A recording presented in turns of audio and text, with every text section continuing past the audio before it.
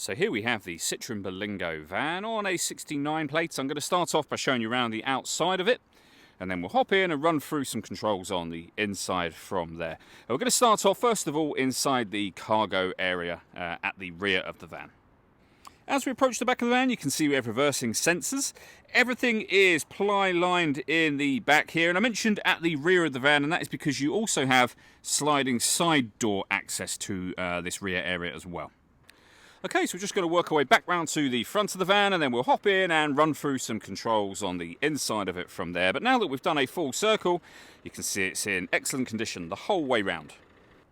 Just briefly before we climb in, I think it's well worth seeing the interior from this exterior point of view. There's plenty to run through on the dashboard, so let's hop in and we'll do that now. Okay, now that we're inside the car, we're going to start with the dials. Over on the left-hand side, we have the speedometer. We have the rev counter on the right-hand side. In the centre, you can see the total miles for this car. They are 71,244. We have a digital readout for the speedometer in that section as well, and the fuel gauge and coolant temperature gauge above that. Over in the centre, we then have the main touchscreen for the car.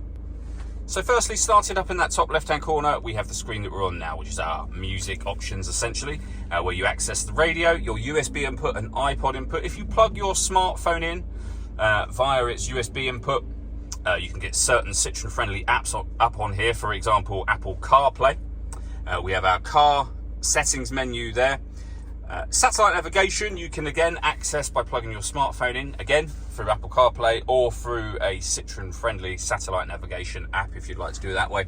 We can pair our phone, access our settings, etc. over this side, and up in the top right hand corner, photos and SMS messages. Working our way down from that, we have our deadlocks, hazard warning lights, and then the air conditioning, so you can determine the direction the air is being distributed in, the temperature, fan speed, and then that button turns your air conditioning on. Same button to turn it off again, of course. We can turn off our traction control from over here. We have our electronic handbrake and a 5-speed manual gearbox. All that leaves me to say is thank you for taking the time to watch this video.